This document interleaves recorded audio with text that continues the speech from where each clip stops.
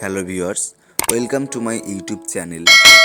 আজ আমাদের ন্যাড়াপোড়া এই উৎসবের পিছনে রয়েছে পৌরাণিক কাহিনী, পালিত হয় দেশের সর্বত্র জায়গায়।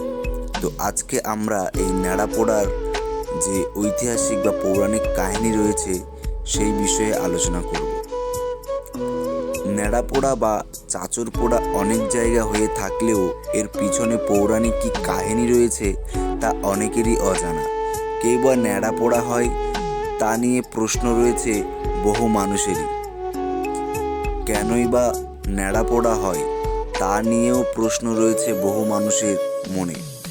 দোল পূর্ণিমার আগের রাতে দেশের বিভিন্ন প্রান্তে হোলিকা দহন হয়, যা বাংলায় ন্যাড়াপোড়া নামে পরিচিত। এই যে আজ আমাদের ন্যাড়াপোড়া, কাল আমাদের দোল। ন্যাড়াপোড়া বা চাঁচর পোড়া অনেক জায়গা হয়ে থাকলেও এর পিছনে পৌরাণিক কী কাহিনী রয়েছে তা অনেকেরই অজানা।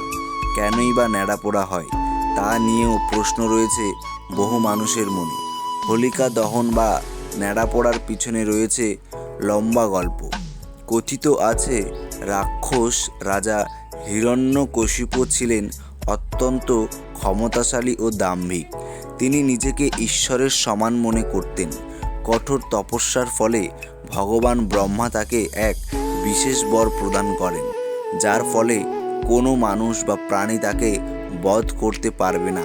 তার মৃত্যু ঘরের ভেতরেও হবে না, বাইরেও হবে না, দিনেও হবে না, রাতেও হবে না।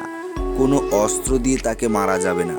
জল, স্থল বা আকাশ কোনো স্থানেই তার মৃত্যু হবে না। এই বর পাওয়ার পর হিরণ্যকশিপু আরও অত্যাচারী হয়ে ওঠেন।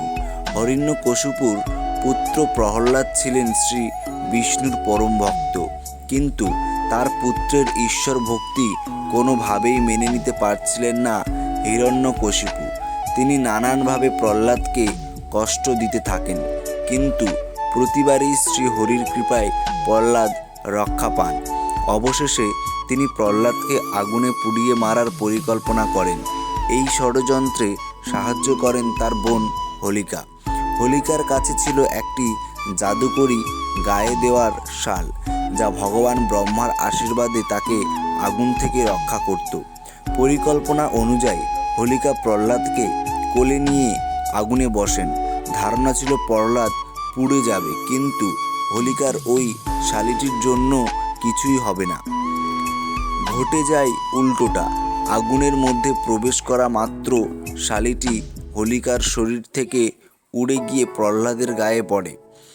ফলে হোলিকা আগুনে পুড়ে ছাই হয়ে যায়, কিন্তু ভক্ত প্রহ্লাদ শ্রী বিষ্ণুর কৃপায় সম্পূর্ণ অক্ষত থাকেন।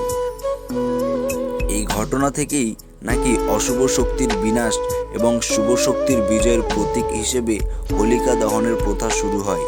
বিশ্বাস করা হয় পাঞ্জাবের মুলতান অঞ্চলের প্রহ্লাদপুরী মন্দিরে প্রথম হোলিকা দহন উদযাপিত হয়েছিল। কিছু বিশেষ অঞ্চলে সবর উপজাতিরা চাঁচর পোড়ানোর মাধ্যমে এই উৎসবে সামিল হন। হোলিকা দহন মূলত অশুভ শক্তির বিনাশ এবং শুভ শক্তির উদয়ের প্রতীক। তাই বিভিন্ন নাম হলেও দেশের সর্বত্র এই রীতি ধর্মীয় নিষ্ঠা ও উৎসাহের সঙ্গে পালন করা হয়। ধন্যবাদ সবাইকে।